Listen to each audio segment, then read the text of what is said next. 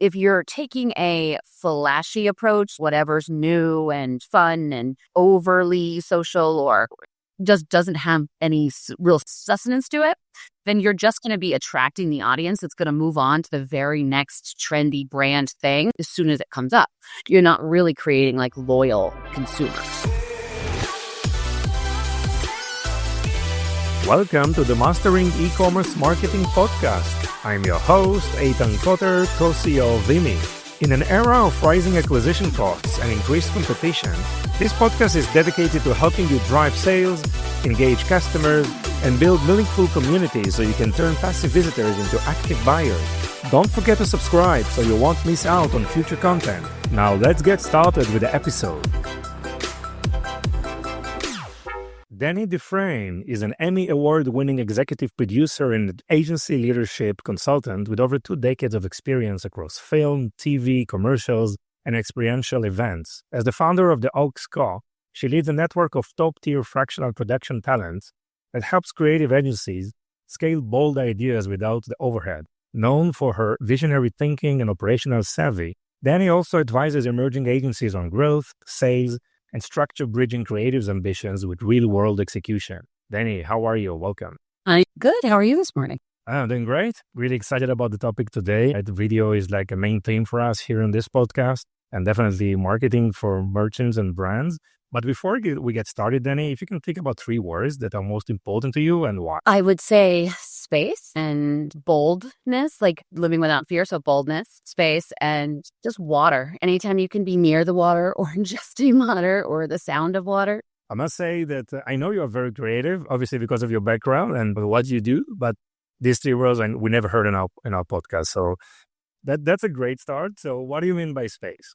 I think that especially as we get older and we have, kids and more things and, running a company, space becomes really important, and it means a lot of different things as far as like making space for yourself, making space. Like you cannot think of something new or, go to the next place unless you're making space for it. And just sort of, whether it's physical space or like mental space is really important.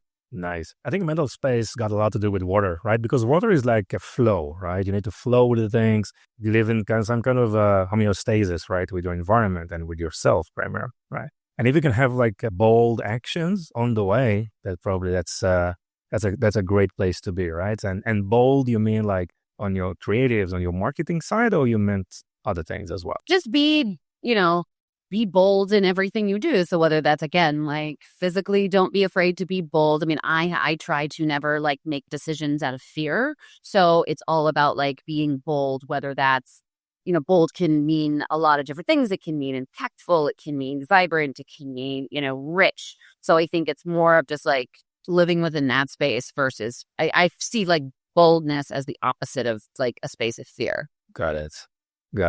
Wow. Love it. Very deep. So thank you very much for sharing this. And, video is like everywhere. According to Cisco, like more than 82% of the worldwide internet traffic is already video, right? So, but there are so many types of videos and please share with us, what do you see? I know you started in the really, highly production type of content. What is the type of services you provide today? What do you see around video that is really interesting these days?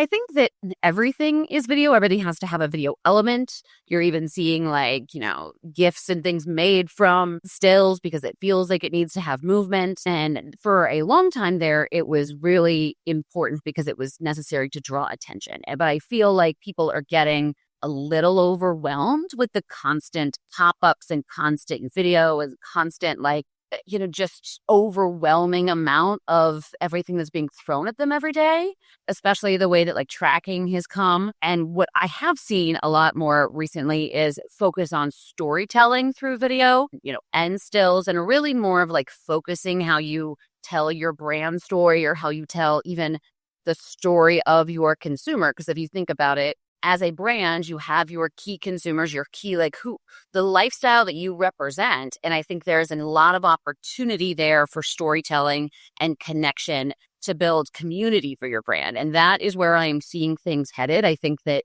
there's been a lot of having to throw everything at the wall and throw just like we need a piece of content for every single bucket that you could put it in. but then you're really diluting your brand message and you're really overwhelming your audience as well. So they're not really able to follow your brand story. I think there's a difference between the brands that are wanting to create, authenticity, but also like brand loyalty and a real community versus the ones that are just there to sell as much as possible for a short amount of time as possible. And then they don't really care after that. Like, because if you look at video or any piece of media content and the strategy of how you're creating it and where you're putting it and how you're producing it, if you're taking a flashy approach, the like whatever's new and fun and, overly social or, just doesn't have any real sustenance to it, then you're just going to be attracting the audience that's going to move on to the very next trendy brand thing as soon as it comes up. You're not really creating like loyal consumers. And I think that we're starting to see that as social engagement has gone down, as people are wanting to even really go away from influencers so much and to focus on like, what can I know more about this story? How can I focus on what I'm spending and like caring more about it? So I'm seeing a lot of stuff trending that way. We do everything from photo shoots, events, broadcast commercials, all of that stuff. And we are starting to see a lot more events too, a lot more experiential stuff where you want to get products in people's hands and not just influencers, into real people's hands who are going to go out there and be that representative for your brand.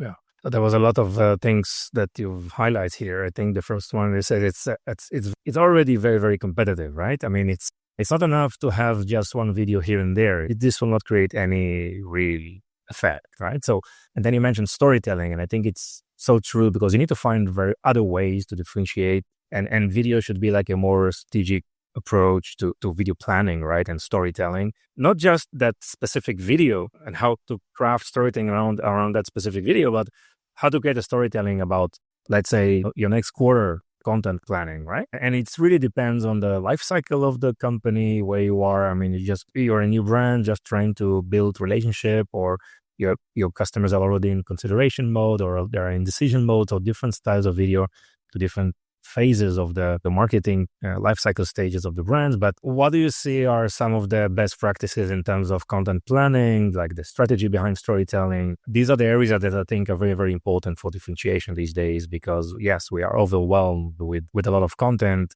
and this just makes differentiation more interesting and more powerful for those who do it right. I think that there's this, again, like I was saying, we were having to throw so much out there that a lot of times brands were having to really stretch their marketing budget because they felt just because you could track a set of eyes from a click all the way through everything, that was the important data to follow, that made sense. Mm-hmm. And it does on paper to a certain extent. But in the end, you're really not tracking someone's internet searches, and tracking where they're going isn't telling you that much about them.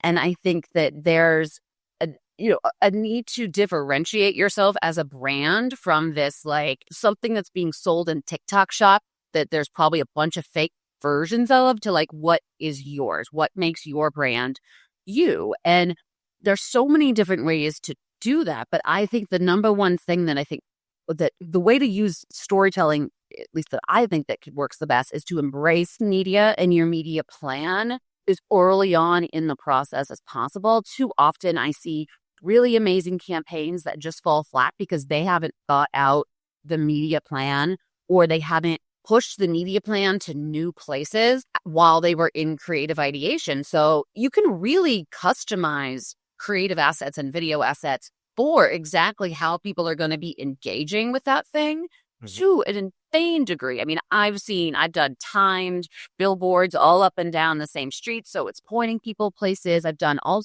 really interesting things that I think that I don't know if it's that creatives aren't wanting to get into that. They think it's a different thing. I think not enough creatives understand programmatic media and a lot of ways that media can work for them. And it just sort of is always left up to the brand or, a brand rep to the last minute. And that is something I would love to see change, to where they're like, oh, well, as long as we create something that is, 9x16 and they could put it someplace, it'll work. And that's not the only way to approach it. Yeah. I mean, we always have this, probably the most exciting example is like the Red Bull, right? So just it's an energy drink company, it's a media house. I mean, it's just building the whole foundations on content, right? But they're also, the content that they create is like totally supporting their company culture, right? And values. Not just the product. You don't see any products there, right? What I want to see more of is I want to see brands help it. Like if you're a athletic company, if you're a North Face, get your audience off their phones and laptops and get them outside. Promote the lifestyle that you want your consumers, that you represent for your consumers, whether that be out at the beach or like Corona does. Like you think about and then go meet them there. Partner with local, local skate clubs or local organizations in communities that represent what I think we've stepped so far away from consumer mapping and remembering who our audience is just because someone at a media company can give you data that makes you buy more of what they are selling you does not mean that data is being interpreted correctly. And I think that has been a big mistake across the board for a lot of younger brands. And I think we are seeing that start to change. And I think that is the next step, there. You're seeing everything kind of go back to a slower culture where, we want that community, we want to embrace it. And people are leaving social for like Facebook groups because, or WhatsApp groups because they want to have more community. And I think there's a huge opportunity there for brands to tap into that, especially up and coming brands who can tap into their brand story and their audience at the same time. Yeah. So when you start working with a new brand and company that obviously on every size, their budgets are limited, right? And what's the decision-making process? What are the major questions that you ask, before you craft the right strategy and then obviously crafting the I like to look at marketing budget overall and say like, well, what is your media budget? Because if you're already holding this chunk of money that you're going to go buy something, but we're not looking at it as a whole, right? Like how can you be taking some of those dollars and through partnerships make that money go further organically, but still getting a ton of good content? I think that too often that's like segmented. Just because you can make something with your phone doesn't mean that every piece of content should be made very cheaply. I think we are starting to see people care about rich storytelling and visual beauty, even in their social content again. You're seeing a lot of influencers, start to go that way on the creative side where they're making sure that everything that they're pushing is beautiful. I really like to talk about what's the goal, right? Like, what is the goal and how are you feeding that back, right? It's not how many likes or it's not that kind of engagement anymore. I think there's more practical, harder way. Like it's more difficult to see what the ROI is a lot of times, but that's the direction you have to go. The stuff that it's like, oh, I know that we got like, millions of people shared this or like, that's not necessarily leading to sales, or that's not necessarily leading to a person recommending that to someone else. I think that looking at the strategy too often, I think one of the reasons that I work directly with brands and agencies is that too often I think projects get taken to production partners and they just execute whatever it is they're being told to. They're not adding value. They're not saying, is that actually the best strategy to tell that story? Is that actually the best way to get to that goal? Or are you asking for something that you haven't already laid the groundwork for? In things you already should have done, that we need to take a few steps back and do that. Mm-hmm. And, I really love being able to do what I do with brands in this way of, I think as a consultant, I feel a lot better about being honest. Internal people are not going to tell you if an idea is bad. They're not going to tell you they're not going to raise their hand and, point out every red flag. And I think that is why your in-house team is not always the best people to execute everything for you. So we're able to really, we've done campaigns for $15,000. We've done campaigns for, $5 million. It really runs the end-to-end scale. Yeah. And it seems that everyone wants to be everywhere. We know that like every one of those channels is becoming like a community, as you said, right? And you need the type of expertise to know how to interact with them, how to engage with them. And those capabilities on each platform, just the functionalities are evolving like on a daily basis. What is your view in terms of omnichannel and diversification versus, okay, let's decide where our ICP is. Let's start there. Let's focus. Let's build this community and grow from there. I think that if you take the steps back to film it, to like build a more practical community instead of saying, well, we have to talk to these people here this way and these people here this way. But at the same time, those people are already being so overloaded. You're not standing out. There's something to be said for not doing something the way that everybody on that platform does it. I think that is what's going to stand out more. If you're showing up where they are in their everyday, not on their phones, that is going to make a bigger impact long term than just like it costs them nothing to like your post. It costs them nothing to, click a link, look hard, and then leave it to never return ever again. I'm sure your audience is very familiar with that. Yeah. That is not engaging with them in the way that they are wanting to show up in the world. It's not being aspirational to them, but to their audience. I think that there's a way to to bring your audience in on your storytelling, let them know what you have going on, but at the same time, create help them have the life that they want to live. So I think that a lot of the brands that it's a harder, longer sell.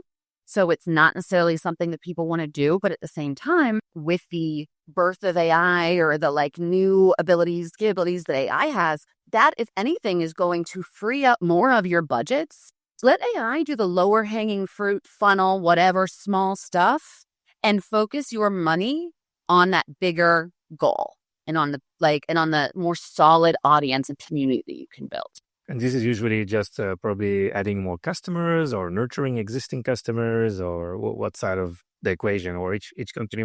Just getting one person to buy your product once and then buy something else. Yeah, retention is not right. That doesn't.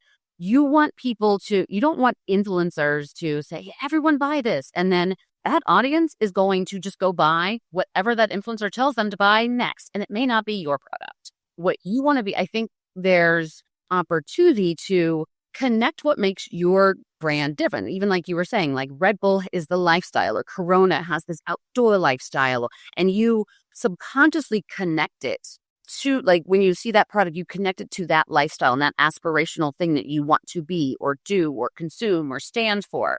Whether that's like Bomba Socks wants to stand for people, or, gamers that want to stand for, a certain kind of product that they, live without or can't live without. I think that there's these ways to do something, and you can actually do that and then be able to, you don't have to be the cheapest. You don't have to be the flashiest.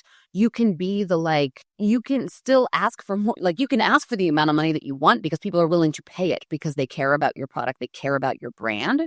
And right now people are having to spend less, but they're not really spending less in the dollar amount. They're just buying less, and they're okay with spending money on quality stuff. I mean, it's no different than the difference between a Gap and a Banana Republic, when they're all made at the exact same factory with the exact same stuff, but they're able to market themselves in a different way and present themselves to a different audience in a way that connects. Yeah. So you have the product, and it's all features and unique selling points and all that. And in parallel to that, you need to have a clear identity in terms of company culture, the vision, the founder's story, which is very, very powerful. And just combining both together into some kind of a content strategy just make a compounding impact. And it's very, very differentiated, very, very powerful.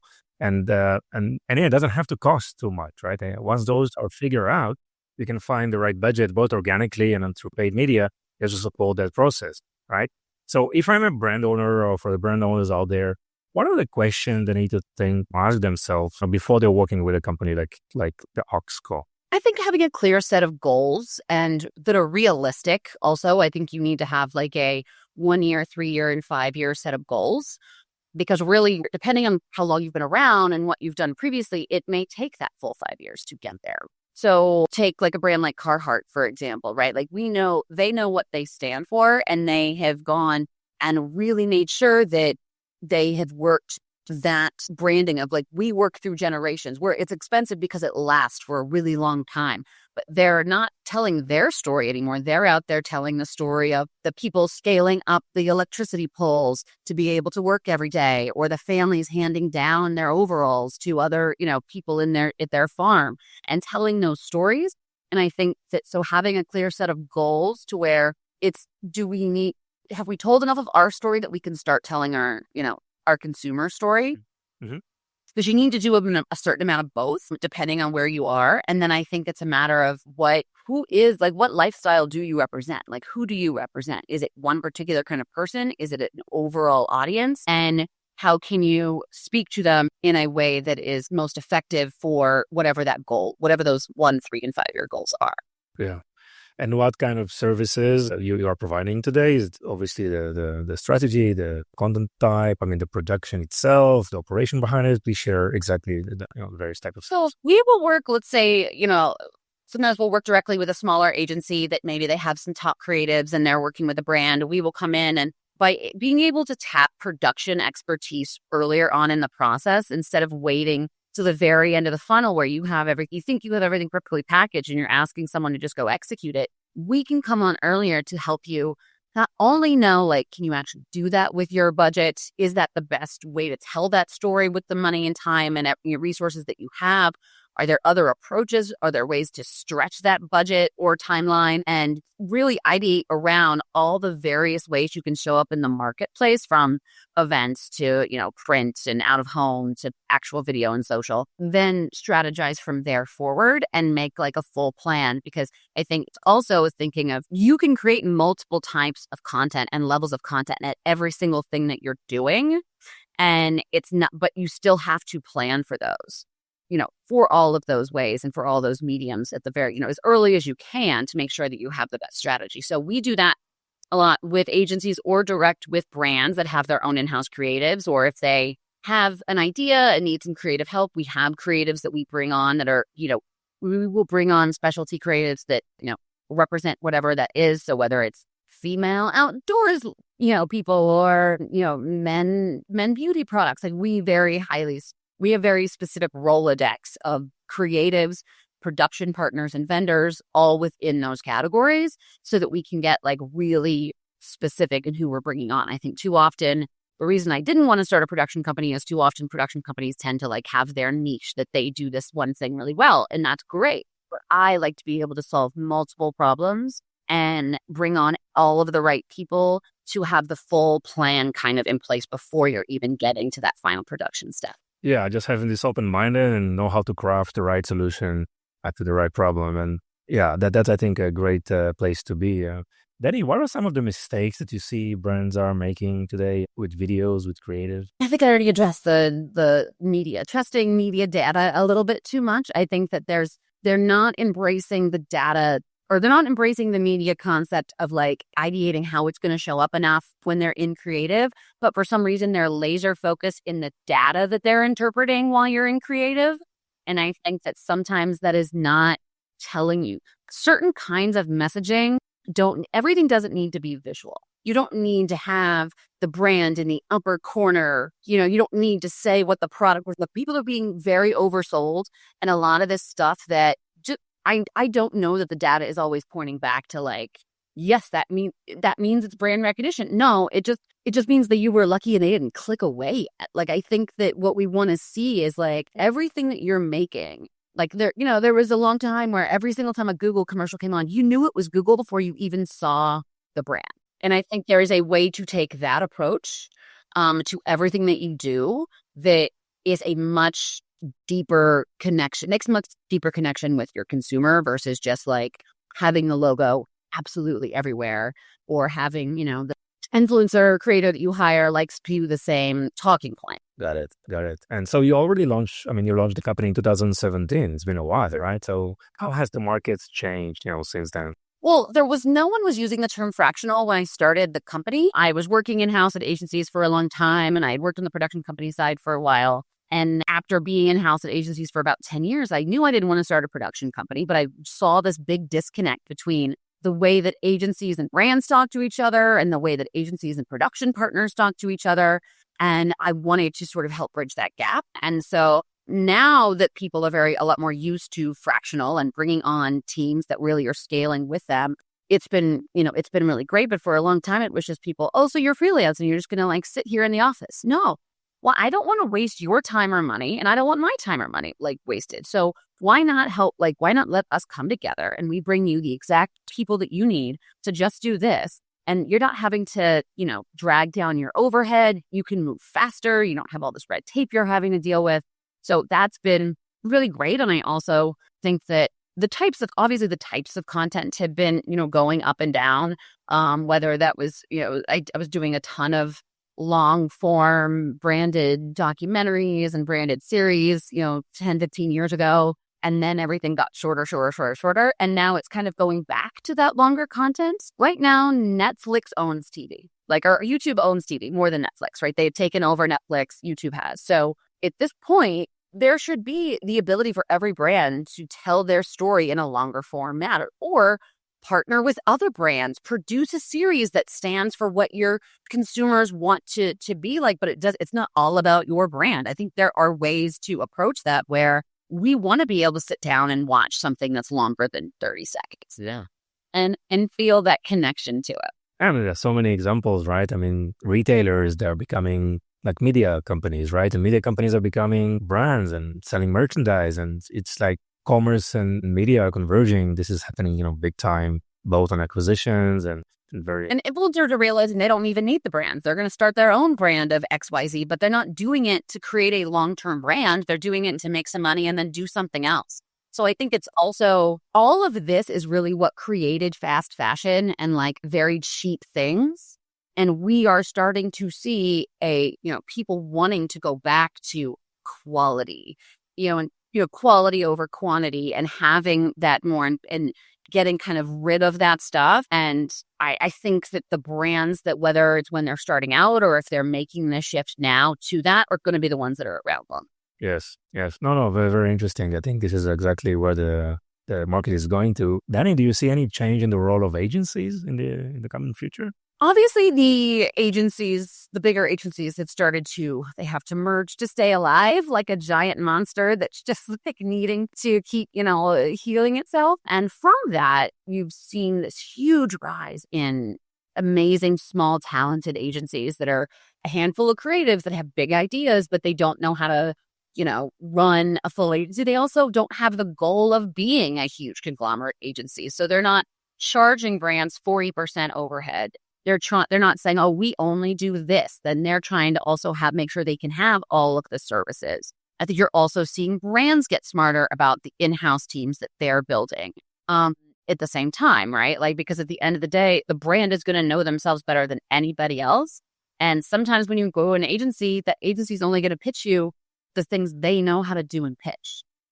There's always going to be a place for creatives, because I think at the same time you have creatives that don't want to be in-house at brands because they want to have variety. But I've recently worked with a lot of great brands like Arc'teryx and others that have really good in-house creative teams that know what they want. And I think that is always a good first step to have. I think that agencies can, sometimes pigeonhole themselves because they have to, the bigger the agency, the more clients they have to have, which means the more stretched their teams are. And that also means that they tend to not have time to come up with stuff that's pushing the boundaries or that's new for you. So I think I've loved seeing the evolution of people getting rid of agencies of record and really these small agencies coming up and feeling like, we have an idea, so we're just going to go pitch it to the brands. And, there is plenty of business out there for everyone. And I think if we can treat it that way, and at the same time, what do we do the best, and who are our clients that we should go after? I think that makes a lot more sense than just trying to get everyone, but then sell them the same thing over and over again. Yes, that's a big shift. Yeah, I totally resonate and understand this is where it's going. Dani, great. It was really interesting. What's the best way to find you and the Aux? You can find us at theaux.co or just Google The Auxiliary Co. And my name is Dani Dufresne. Feel free to hit me up on LinkedIn anytime. Amazing. Dani, anything else you want to add? No, this has been great. I really appreciate it. I have a love for, brands, and especially up and coming e-commerce brands. I know the struggle of how difficult it can be and how it can feel sometimes. And I think that there's so much opportunity out there for these brands right now that are getting started to really seize their part of the market. So thank you so much, Dani. It was really interesting. I learned a lot. Thank you so much. No problem. Thank you. Thank you for listening to the end of this episode. If you found this episode valuable, please subscribe so you won't miss any of our future content. And if you could share this with just one person, it would make all the difference. Are you looking to accelerate your sales with the power of shoppable video? Explore Vimeo, the video commerce platform that includes live shopping, shoppable video, and social commerce capabilities. Visit Vimeo at www.vimeo.net, that's VIMMI.net, where you can start with a free-for-life package. We appreciate your support and look forward for bringing you more valuable insight in our next episode.